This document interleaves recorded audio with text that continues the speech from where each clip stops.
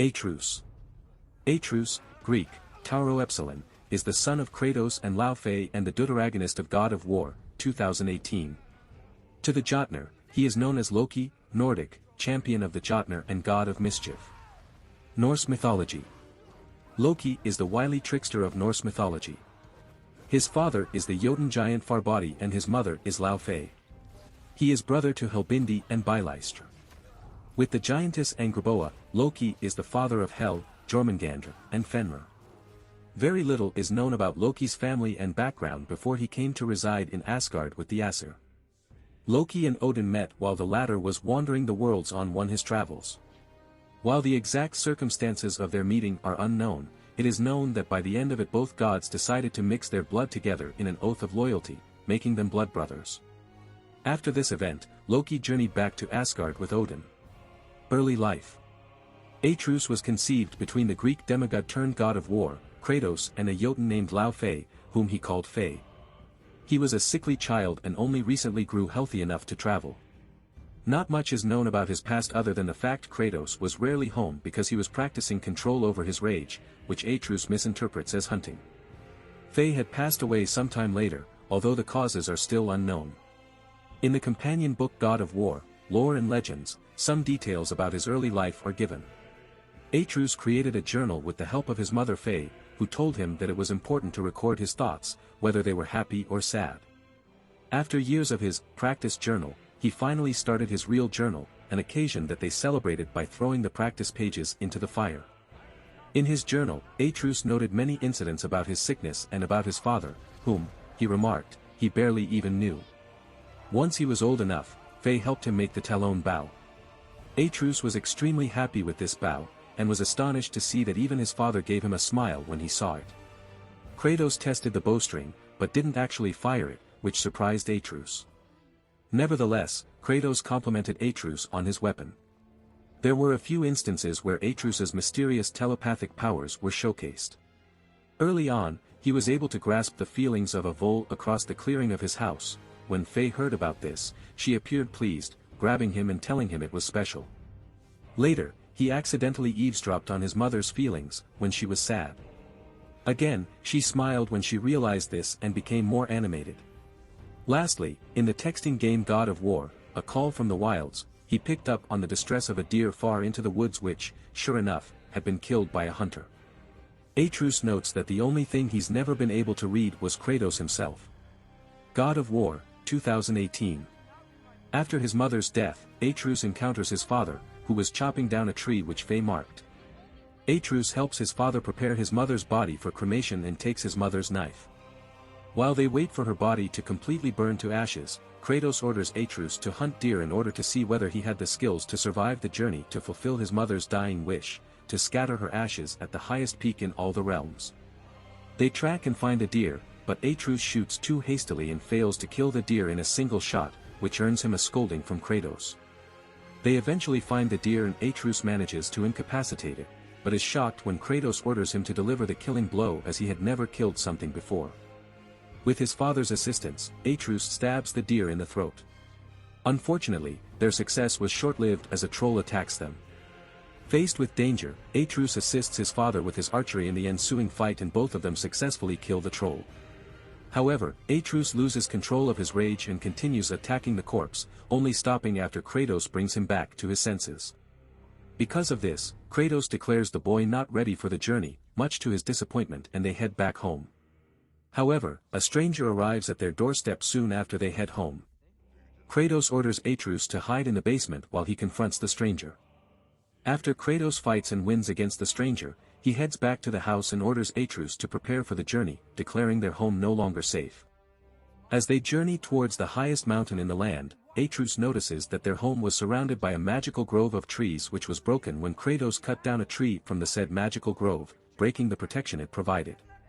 The boy and his father began a quest to take his mother's ashes to the highest peak of the Nordic realm, which they assumed to be the highest mountain visible to them. Along the way they encounter many monsters such as Draugr, Hellwalkers, and Revenants. They also encounter Brock, a blue dwarven blacksmith who claims to have made Atreus' mother's axe and offers them merchant and/or smithing services.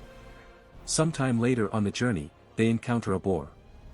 This time Atreus lands a critical blow to the animal, but is caught up in the thrill of the chase and follows the boar, leaving his father behind.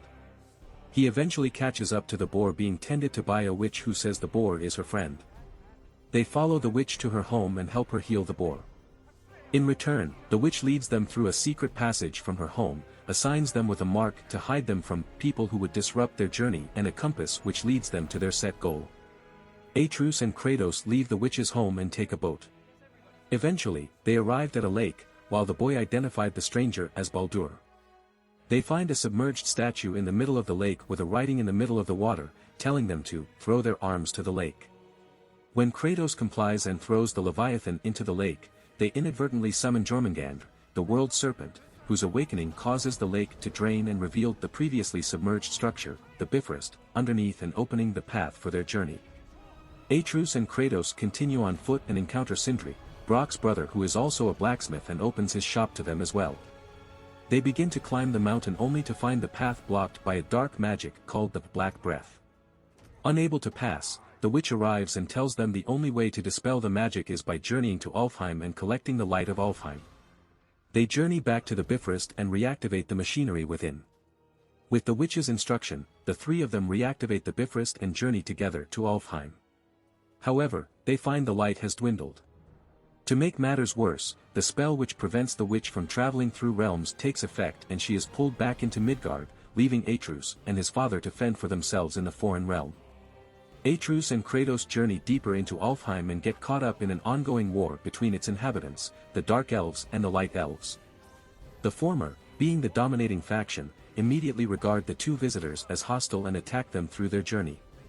The pair battle through these hostile elves and other monsters, eventually making their way to the temple and the light of Alfheim housed within.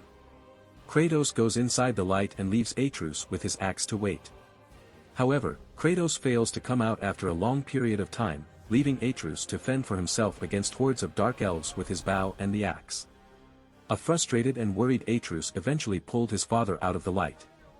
Kratos, who was unaware of how much time had passed inside the light, reprimands Atreus for pulling him out, causing the boy to snap back at his father for abandoning him. With the light collected, Kratos imbues Atreus's bow with the light, allowing the boy to create bridges made of light by shooting light-imbued arrows to light crystals. The newfound power helps the pair get out of the temple and after fighting and killing the Dark Elf leader, Svartalfjofr, make their way through the Bifrost. However, Atreus' frustration with his father's seeming lack of empathy causes him to accuse Kratos of not caring about Faye. Kratos is immediately angered at the accusation and tells the boy to leave him to mourn in his own way. Realizing that his father felt grief for his mother, Atreus immediately apologized. Kratos showed his understanding and admitted it has not been easy for his son as well and the two reconciled. With the light of Alfheim in their possession, the pair make their way back to Midgard and the blocked passage. They use the light to dispel the Black Breath and enter the mines within. They reactivate the elevator mechanism within, but on their ascent are interrupted by a variety of creatures and finally, Kraeslar, a dragon that resides within the mines. They fend off the dragon and get out of the mines but find the dragon on the verge of eating Sindri. Not wanting the dwarf to die, Atreus momentarily distracts the dragon while Kratos moves to attack it. While Kratos fights the dragon, Atreus rescues Sindri and leads him to safety but is soon noticed by the dragon. It lunges at them, leaving Atreus in a nearby crane mechanism. Atreus then waits for Kratos' command to shoot down the crane, which Kratos uses to impale the dragon into a crystal of hardened world tree sap, killing it. A grateful Sindri then gives Atreus mistletoe arrows and imbues his bow with the dead dragon's lightning in gratitude. As they neared the summit, Kratos noticed that Atreus' quiver strap was loose and used a piece of mistletoe to fasten it. Climbing towards the peak, they heard voices up above. It was the stranger, whom Atreus earlier identified as the Aesir god Baldur, and his nephews Magni and Modi questioning a man in the tree for Kratos' whereabouts, now aware that he's traveling with a child, but the latter couldn't answer due to the witch's mark concealing them. After the Aesir had departed, father and son ascended the summit, meeting the man in the tree, who introduced himself as Mimir, self-proclaimed smartest man alive. Despite his own self-assurance that they were alone, Atreus reluctantly followed his father's orders to check if the Aesir had doubled back. Subsequently, they explained their objective to Mimir, who informed them that the true highest peak in all the realms was in Jotunheim, to Atreus' frustration. To prove his point, Mimir showed them a projection of their destination in the only Jotnar portal. Mimir offered to help father and son reach Jotunheim. However, as Odin had made his wooden prison invulnerable even to Mjolnir, Mimir requested Kratos behead him. Atreus attempted to prove him wrong by cutting at the tree with his knife to no avail. He then averted his eyes before his father did the deed. They then take Mimir's head back to the witch to reanimate it. However, the witch became alarmed upon seeing the mistletoe arms in Atreus' quiver and ordered him to surrender them. Atreus reluctantly conceded at this father's command. The witch then destroyed the arrows, calling them wicked, and made Atreus promise to destroy any more mistletoe he should come across, before giving him her arrows as compensation. After reanimating Mimir's head, Atreus was surprised when the witch spat in his face and the head identifying her as Freya, the former queen of the Vanir. His father was angry that the goddess didn't identify herself earlier and told Atreus they had to depart without even thanking her. Now that they have their guide, Kratos demands information on Baldur and how to defeat him when they run into him again, to which Mimir claims that Baldur is invulnerable to any threat, physical or magical. Instead, the father-son duo asks for the information they had agreed on, how to enter Jotunheim. The trio travel back to the Bifrost to consult the world serpent, according to whom they need three things: the chisel of a giant, the travel rune for Jotunheim, and the gate they found next to Mimir's prison, and Mimir knows where they can get a chisel. The duo reaches the corpse of Thamur, but realize that the ice is too thick to break through, so they climb to the top of the hammer and release it from its chains. After a while, they reach the chisel, only for the path to be blocked by Magni, who demands them to surrender. Kratos tells Atreus to flee but is intercepted by Modi. During the violent, bloody struggle, Modi decides to use this time to taunt Atreus about his mother, causing Atreus to lose his senses and attack. Luckily, Kratos kills Magni, while Modi flees, with Atreus yelling at him to come back and fight him. Unfortunately, his anger triggers the return of his illness. Later, as father and son return to Tyr's temple to retrieve the travel rune, Modi ambushes them and pins Kratos down with lightning, saying that he'll only earn his father's hammer by default and how he ruined everything. Atreus shouts at him to stop, only to receive another insult about Faye, causing him to charge at the god, but is knocked aside. Modi adds that he'll be his new brother soon. Atreus activates his Spartan rage but falls into a coma. After Kratos beats Modi, Mimir suggests he take him to Freya, which he does. She lets him in and says that Kratos will need to find the heart of Madigar Helson, the bridge keeper, but tells him that his axe will be useless, so he rushes home to dust off his blades of chaos. After Kratos returns from Helheim, Atreus recovers and continues their quest. When he is asked of why he's quiet, Atreus responds that he overheard his father call him cursed and regretted that he was not what his father wanted and for his curse. Kratos tells him that he is a god, which astonishes him, and Kratos explains that the curse is a lifetime of misery and trauma. When he asks if he can turn into a wolf, Kratos says that he is welcome to surprise him. When Atreus questions why he is not like his father, Mimir explains that all gods are different, pointing out Atreus' supernatural skill with language as one of his abilities, which Kratos lacks. The duo return to Tyr's temple, where Atreus activates the sand bowl, which lowers them down to a hallway-like maze full of deadly traps. Atreus and Kratos realize that Tyr has traveled across the world learning the culture and art of war in many realms, even Kratos' own. Atreus starts to become cocky and arrogant over time, like yelling to Sindri about his brother being more talented than him and charging at enemies recklessly. After entering the mountain, Kratos and Atreus encounter a beaten Modi, who explains that his father had beaten him for his cowardice. Atreus threatens him to back off. Modi tries to attack, but is too badly beaten to do so.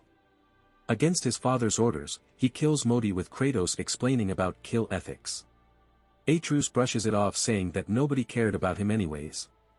When Kratos says there are consequences to killing gods, Atreus asks how he knows such a thing. Kratos doesn't respond. After climbing the summit, Kratos activates the portal to Jotunheim, but Baldur ambushes them, and after a scuffle where Atreus shoots his father with one of his arrows and tries to attack Baldur head-on, the three ends up in the travel room where Baldur has Asgard locked in, but Kratos instead locks in Helheim, and the three end up getting sucked in. After Kratos disciplines his son, they continue their journey. Along the way, they realize that Freya is Baldur's mother, and she cast a spell on him in which it makes him invulnerable, but unable to feel anything. To return to Tyr's temple, Kratos improvised using pyres to allow a ship to fly. But due to constant attacks from the forces of Hel attempting to stop them, the bow of the ship was torn off just as they reached Tyr's temple. Suddenly, an illusion of Kratos furiously attacking what appeared to be his father. Ignoring the vision, Atreus urged his father to jump just as they were over the temple. Kratos quickly deployed his shield to break their fall as they crashed into a previously inaccessible section of the temple. Mimir commented that they were both insane. Entering the adjoining chambers, which Mimir identifies as Odin's, they find the missing panel about Tyr from his vault. As Kratos held Mimir up to the panel, he observed it depicting Tyr traveling magically but was confused at why the giants would devote a shrine to him. Atreus then inquired about the 4 runes in the corners, but Mimir corrected that they were symbols from different lands and Kratos finished they meant war, recognizing the one in the upper right corner. Kratos observed that Tyr's eyes were jewels like Mimir's. Upon proximity to Mimir's eye, the panel suddenly illuminated hidden illustrations, revealing secret plans for a key to a secret room that none but Tyr and the giant's confidants could access, indicating there was an alternate path to Jotunheim.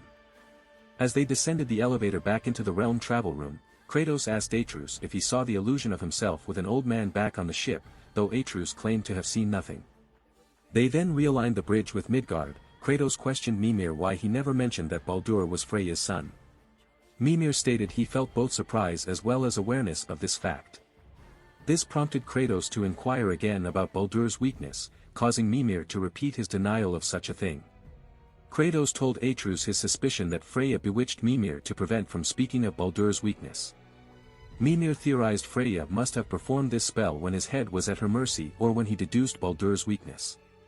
Atreus then inquired what that weakness was only be frustrated as Freyja's spell took hold of Mimir again. Kratos assured them both that Baldur's weakness does exist and they had only to find it if they encounter him again. As they met with Brock and requested he make the key, Brock outright refused because it wasn't a weapon and that his tools would be damaged forging such a delicate object. Suddenly, Sindri shows up and offers his aid. The Huldra brothers then reconcile and forge the key for the trio, branding it with their combined seal. Atreus expressed his joy at their reconciliation.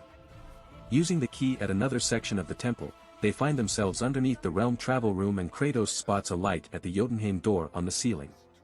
After circumventing Tyr's traps to release the chains holding the realm travel room so Kratos could flip it. Promptly ascending the structure, Atreus tells Mimir the value of teamwork and cooperation, despite their constant bickering, in passing Tyr's test. They then reached the mysterious object, which Mimir identified as the Unity Stone. He deduced from the panel in Odin's library that depicted Tyr traveling the realms between realms. Returning to the realm between realms, Atreus climbed atop his father as they leaped off the path of the World Tree. With the Unity Stone protecting them, they find themselves on another branch with the Jotunheim Tower at the other side. Entering the tower, Kratos inserted the Unity Stone into a pedestal, causing the tower to release enemies from other realms which they had to fight before finally returning to Midgard. As they attempt to align the bridge with Jotunheim, Mimir points out that there's no travel crystal to refract the energy, and suspected that Tyr used the Bifrost crystals in his own eyes as a final failsafe. Atreus reminded that Mimir had a Bifrost crystal as well but reminded that he needed his other, which Odin plucked to keep him from traveling. However, he suspected that Brock and Sindri might know its hiding place as he had seen them lurking in the mountain when Odin came for his visits. As they questioned the Huldra brothers, Sindri felt nauseous. Brock stated his suspicion that Mimir's missing eye was in a hidden compartment in the statue of Thor that Jormungandr devoured. Summoning the World Serpent, Mimir convinced him to allow them to travel inside his belly to retrieve the eye, much to Atreus' disgust. But once they retrieve the eye, an outside force forces the serpent to regurgitate them onto the shores near Thamir's corpse. Freyja soon arrives, asking what happened to Jormungandr. Atreus kept his distance from Freyja at his father's advice, unsure whether to trust her. Baldur then emerged from the icy waters and blames the father and son for costing him so much.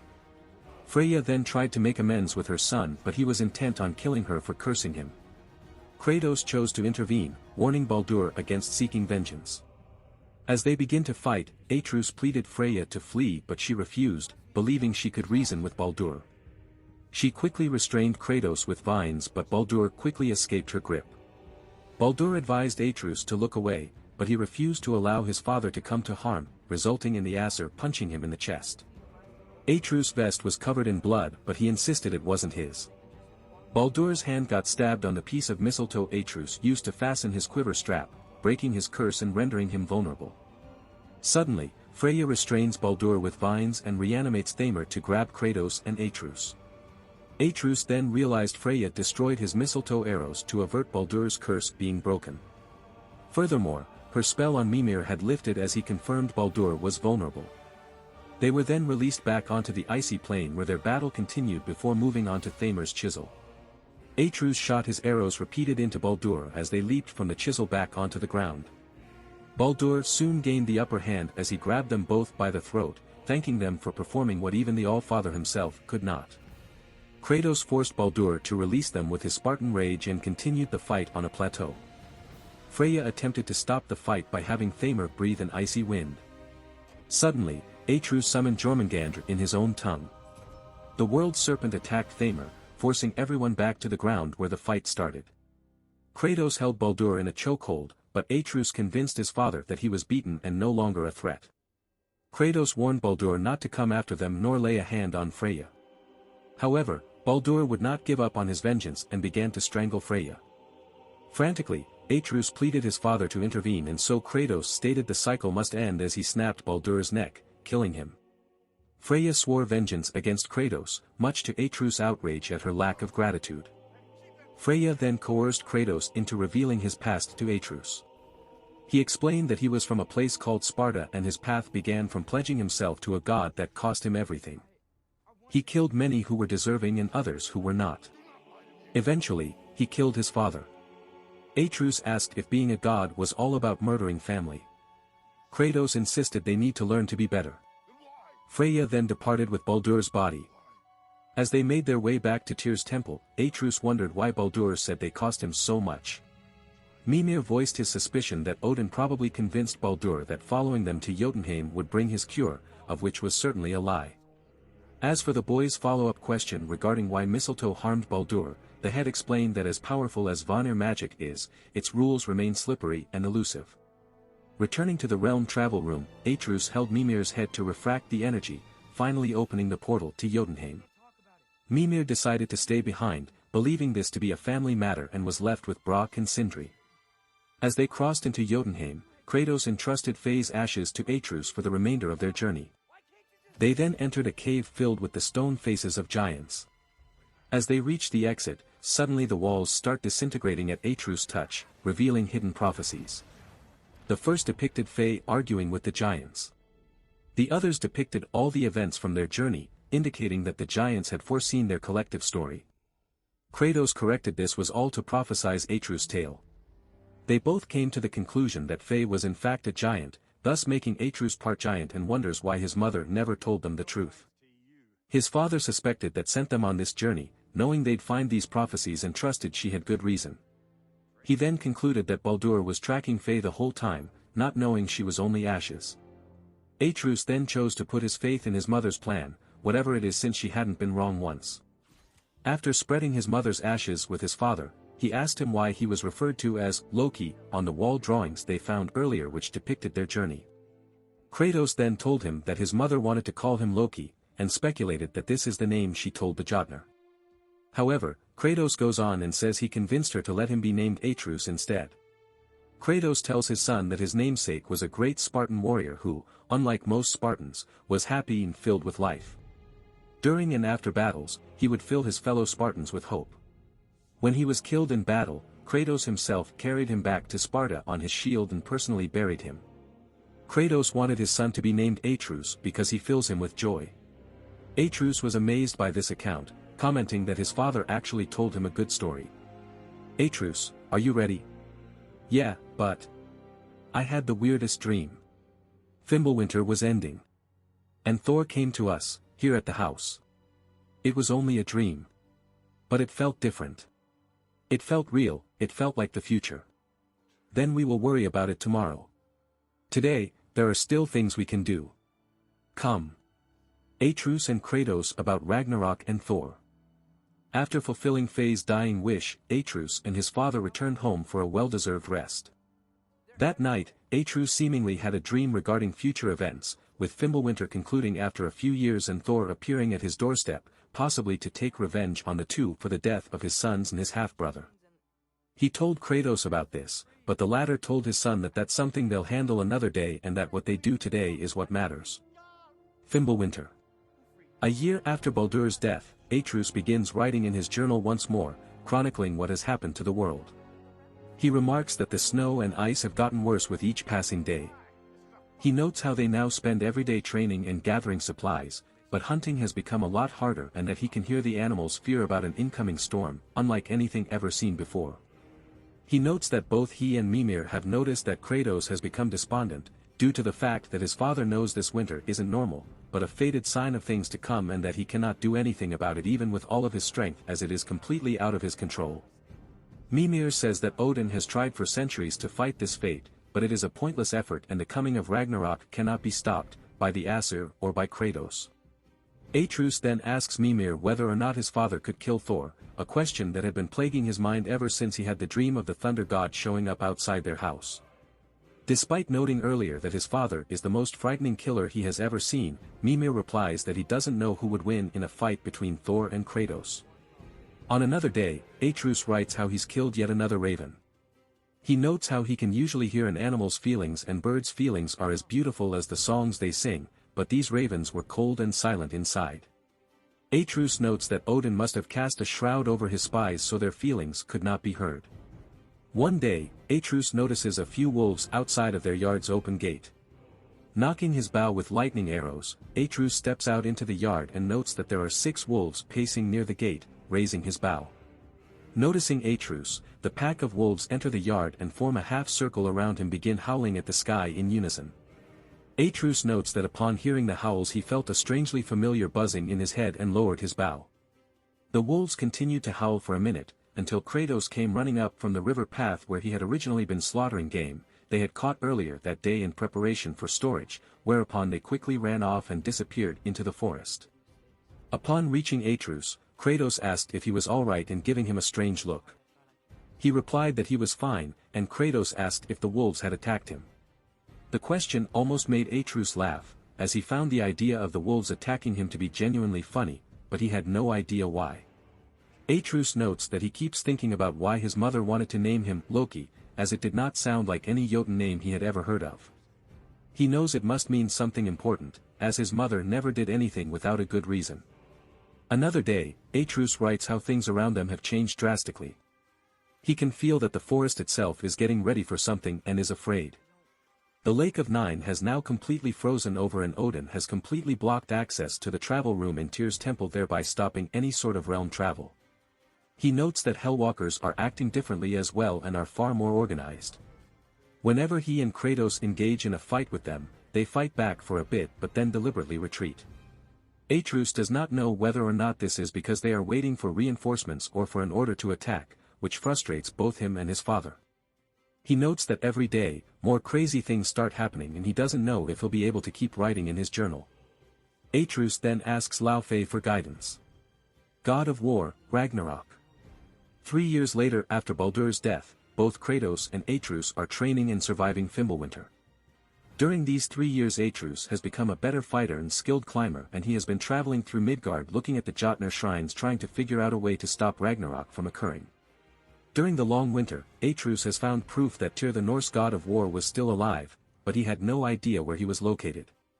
During Fimbulwinter Atreus has been tracking clues on how to avert Ragnarok, and during this time he has taught himself Jotnar magic, and due to his personal quest to find Tyr, Atreus has had help from Sindri to find Tyr's location. During Fimbulwinter Kratos and Atreus find a pair of wolves speaking Svanna from a pack of raiders, and some point after that, Atreus and Kratos find the wolf Fenrir, who Atreus cares for, but he finds it hard to take care of the wolf because he is sick and dying for some time. One day after hunting deer, as the father and son duo are heading back home, the two are attacked by a vengeful Freya. Both Kratos and Atreus are forced to fight Freya despite them both trying to convince her that they do not want to fight her. The duo escape Freya's wrath again and they make it back home. Once home, Atreus makes sure that Speaky and Svanna are warm and fed before checking on Fenrir. Atreus tries to make sure that Fenrir is eating, but Fenrir is so weak that he doesn't have the strength to eat, and Atreus comforts Fenrir, telling him that he can rest easy and he doesn't have to worry about Atreus, and as Fenrir dies, Atreus unknowingly transferred Fenrir's soul into his knife. After Fenrir passes away, Kratos wants to train Atreus so that he can control his emotions, but Atreus, sad and angry over losing the wolf, asks his father to let him bury Fenrir in peace. Appearance. Atreus is a young boy with red hair and a scarred pale face. The scar on his face is pale, resembling the marking Deimos has, possibly a sign of greatness. He has light freckling and icy blue eyes. He is dressed in leathers and hides of fur. Additionally, the sash around his waist is remarkably similar to Kratos' loincloth during his time in Greece, red in color with golden patterns around it. He comes up to his father's hip and looks to be around 10 years of age. However, in God of War, Ragnarok he appears to be between 14 and 16. In addition, Atreus has grown taller, towering even above Brock and Sindri, has a bulkier build, and has a deeper voice. Personality. But we're gods. We can do whatever we want. Atreus before killing Modi. Atreus is a happy and curious child who is kind to others when he engages in conversation with them, believing that he should help people whether they be living or dead. He is fond of exploring and learning Norse mythology, particularly from Mimir and Freyja. When he was a child, Atreus learned various Norse languages and hunting from his mother. However, his gentle disposition initially made him hesitant to take a life, whether it was an innocent deer or a troll that attacked his father. Despite this, Atreus constantly tries to prove to his father that he can handle himself. It is implied that he feels unwanted by his father and that this sense of rejection is what drives him to become a better warrior. Due to growing up with him, Atreus shows absolutely no fear of Kratos and, like his stepmother Lysandra, does not hesitate to call out his father when he needed to. He was also naive initially, much like his half-sister Calliope. Atreus has many flaws stemming from his youth and inexperience, but seems to have also inherited some of his father's negative traits, most notably his rage and overconfidence.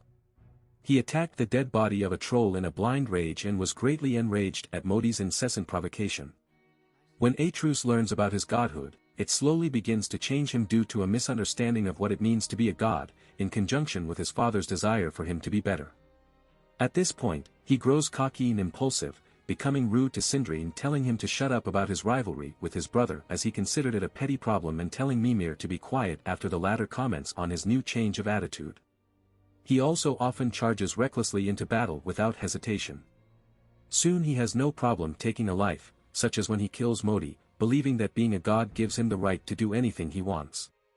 It also makes him very careless in battle. This is evident during a fight with Baldur. Atreus disobeys his father's orders to stand back, eventually causing the two to be teleported to Hell. After being reprimanded by Kratos for his behavior, Atreus returns to his former personality for the most part. After witnessing Baldur's attempt to kill his own mother and learning the truth about Kratos' past, Atreus becomes much more humble. He is repulsed by the idea of the cycle of patricide after having learned of his grandfather Zeus' death at the hands of Kratos. Upon defeating Baldur, Atreus even reminded him that Baldur was beaten and no longer a threat, an advice from Kratos that Atreus arrogantly failed to heed earlier. Despite learning about his godhood, he still retains his childlike qualities. He also retains his compassion as seen when he tries to protect Kratos during the final battle against Baldur. Another thing of note is his continued devotion to his father. Atreus didn't seem disturbed or put off by his father's admission of killing one of his own family, and perhaps saw this as his father finally opening up to him. Atreus continued to be by his side as they spread the ashes of his mother and continued to talk to him. Atreus has also shown to care quite a lot for Midgard, certainly more so than Kratos, as after realizing the importance of having the Valkyries restored due to them being the ones who keep the dead from overrunning Midgard, he quickly agreed, whereas Kratos did not care that the imprisonment of the Valkyries means that Helheim will overflow with the souls of the dead. Powers and abilities. I do not know the reach of your godhood, but over time, we will learn. Kratos to Atreus. Powers. Likely due to him being a son of the former Olympian god of war and a frost giantess, Atreus possesses considerable superhuman physical abilities, but due to his age and years of sickness, he is significantly weaker than he should be. After Kratos tells him about his origin, his illness retreats and some of his power gradually appears. It is noteworthy that due to his young age, Atreus has yet to discover the extent of his abilities, as he is noted by Mimir to have great potential thanks to his unique heritage. Superhuman strength. While not up to the extent of his father, Atreus appears to have a decent level of superhuman strength, as he was able to aid his father Kratos in pushing Thamir's hammer, though how much of the moving Atreus is actually contributing to is unknown. He also apparently has little trouble brandishing the Leviathan axe, which is almost as large as he is. He was even capable of staggering Baldur and causing him to bleed. This strength, however, seems to be irregular as Atreus struggles to lift a skent stuck on his head in Tyr's temple. This could be attributed to his sickness making him weaker than he should have been. His strength increases by many orders of magnitude while in bear form. He proved quite a challenge for his own father, and later was able to overpower and kill a Valkyrie. Superhuman stamina. While not as great like his father, Atreus has tremendous stamina on his age and is able to run long distances through the forest and participate in long battles while showing no signs of fatigue. Most remarkably, he was capable of fighting against several elves by himself in Alfheim for an extended period of time while Kratos was stuck in the light. Superhuman agility. Unlike his other abilities which are inferior in comparison to his father, Atreus is shown to be on par with Kratos in terms of agility as he has been shown leaping great distances and falling from up high with seemingly little to no discomfort. He also makes great use of his agility in combat. Superhuman durability. Atreus, apparently inherited from his father and mother's status as among the most powerful of their species, has considerable superhuman durability and resilience. Hence, he can easily withstand attacks and falls from great distances with little or no damage. He also survived a powerful punch from Baldur without any lasting damage during the last battle against him. While apparently not able to tolerate the extreme environments as well as his father considering his repeated complaints, Atreus is shown able to survive in Hell and Muspelheim without suffering any visible harm. Regenerative healing factor. Atreus also has a regenerative healing factor, albeit much less powerful than his father's regenerative abilities due to his young age. Upon pulling the knife Baldur impaled on his right arm, he quickly healed with no signs of injury. Injured in his fight against his father when he first transformed into a bear, Atreus was able to focus to consciously heal his injuries when guided by his father. Enhanced intelligence. For someone his age, Atreus already displays a very high level of intelligence, wisdom and understanding. Even Freya commented on Atreus' wisdom and higher intelligence, despite being so young. Given his young age, his already impressive intelligence has yet to fully develop and mature. Linguistic abilities. In addition to the languages taught to him by his mother, Atreus has an almost supernatural talent to understand written and spoken languages he has never heard of or read before by tracing their connections. He explains it to Kratos as he may only be actually able to read a few words and letters but is usually enough to get what the sentence is trying to say. With language ciphers, Atreus can quickly learn how to read the Niflheim and Muspelheim languages. Given an amphora of Limosian wine from Kratos' homeland, Atreus was able to learn how to read some of the words in Greek. Even Mimir, the smartest man in the 9 realms, takes note of Atreus' linguistic capabilities for someone of his age. Zoolingualism. He can even understand some animals, as he understood what Brock's beast of burden was feeling and could hear the giant turtle above Freya's house and understand that his name was Chorley. Native languages. He could understand the native language spoken by the dwarves and dark elves. Soul language. He was also able to understand a soul that had trapped itself inside of a magical ring, who had placed himself there to escape from a soul eater. He can even use this to emotionally communicate with animals. Dead languages. He was able to put together a sentence in the dead language of the world serpent despite only hearing it a handful of times. He was even able to read the language on the mask, something which even Odin could not do. Photographic memory. He has also shown an eidetic memory, being able to take one glance at a very complex rune and instantaneously memorize it without forgetting it. Spartan rage. Atreus attempted to use Spartan rage when Modi tried to kill his father and mocked his mother, but due to his lack of experience and physical prowess, he collapses soon after from the stress. His Spartan rage manifests as he transforms into a powerful wolf which can easily decimate his enemies and instantly regenerate from injuries. Shape-shifting. During the events of God of War, Ragnarok, Atreus discovers that he can take on the form of certain animals, including a monstrous bear and a wolf, but it may transform into other animals. These transformations give him greater physical strength and aggression. Superhuman senses. He states on many occasions that he can sense other beings and their thoughts and emotions, including their power, and can hear voices because of this ability. Atreus also notices the change around their home when Kratos cutting the marked trees. Parachronal cognition. Possibly due to his Jotun heritage, he was able to experience subjective precognitive dreams of the future.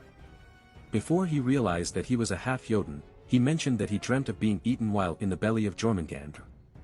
After his mother's quest and his heritage is revealed, Atreus have a prophetic dream about the future. When Fimbulwinter is ending, Thor shows up in front of their house. Spellcasting. With his ability for ancient languages, Atreus has shown the ability to cast a number of spells. He can even sometimes use his enchanted bow to cast spells.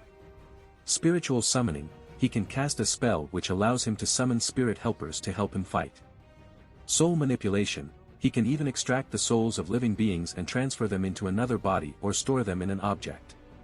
He was able to unknowingly put Fenrir's soul into his knife, which he then put into the body of Garm. He also used this ability to extract Odin's soul and place it in a Jotun marble, effectively incapacitating him. Abilities. Adept combatant. While not as powerful or experienced as his father, Atreus is a fairly skilled combatant in his own right. Throughout their journey, Atreus proves to be a quick learner as his skills advance considerably compared to when they started, depending on the player's upgrades. He is able to take advantage of his small size and combine his archery skills with acrobatic feats such as incapacitating Draugr by climbing on them and choking them with his bow to give Kratos an opening or firing arrows in midair. When Kratos left him alone to collect the light, he was able to kill off waves of dark elves by himself before he decides to rescue his father. In combat, Atreus effectively acts as a support and an extension of Kratos, allowing the pair to combine their combat styles into a synchronized offense. The most impressive display of this teamwork is during the final fight with Baldur, where Atreus helps his father take down the powerful god with a combination of archery, acrobatics, and melee combat. 3 years later, during the events of Fimbulwinter, Atreus has developed even further as fighter. He is able to keep with his father in combat, and he's also capable of fighting off multiple foes by himself.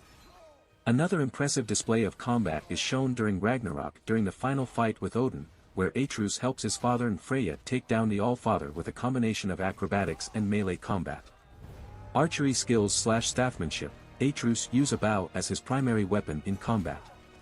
He can use it not just to shooting enemies but as a blunt weapon, akin to staff in combat to hit them or choke them. His archery skills keeps getting better throughout the journey. At the beginning he was too distracted and didn't have an accurate aim, but he got calmer and that made his aim better. His archery skills rapidly improved during their journey, both his speed in aim and his speed in charging. Later he was able to shoot arrow after arrow. Atreus demonstrated it when he and Kratos fought Baldur for the very last time. Axemanship. It was worth noting that Atreus was able to use his mother's axe in combat when Kratos lent it to him, although how proficient he was with it was not shown. Weapons. Talon bow. Atreus wields a bow and, provided he isn't distracted, is a skilled archer. He's also proficient in using the bow as a blunt weapon, allowing him to trip or choke his adversary. His Talon bow is also infused with some elemental abilities which augment his arrows, such as light arrows. After receiving enchanted bowstring from Freya and having Kratos running it through the light of Alfheim, Atreus was able to reactivate the magic of the elves contained within certain elven architecture. It also allows Atreus to weaken the enemy in stunning them through the arrows laced with the light of Alfheim. Shock arrows. After having the bow enchanted with the properties of a dragon's tooth, it gained the ability to fire lightning arrows. These arrows allow Atreus to trigger an explosion from a world tree's saps. The lightning arrows also shock and paralyze multiple victims as it can bounce several times between enemies. Mistletoe arrows. Atreus also received these arrows from Sindri, but most of them were destroyed by Freya because, unbeknownst to both Atreus and Kratos, Mistletoe is able to break the spell of immortality placed on Freya's son Baldur. Sindri mentioned that it was perfectly weighted and straighter than Heimdall, although it didn't have any actual impact on the gameplay itself.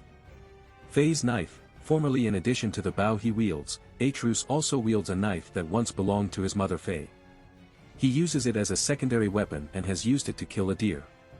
The knife was destroyed after it was used to save his father from being killed by a trap when he stabbed the knife into a gear mechanism.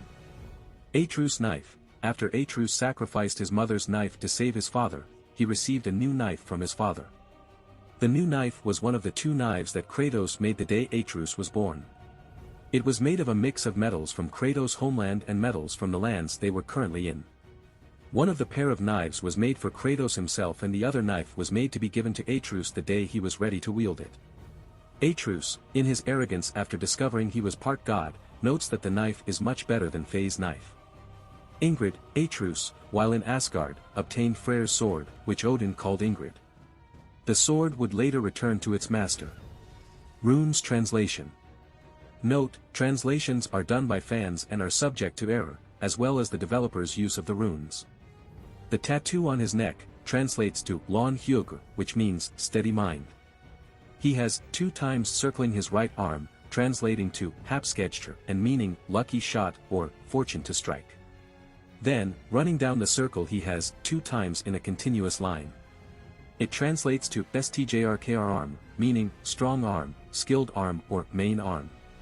And in the back of his hand, translating to Hrada hand and meaning quick hand.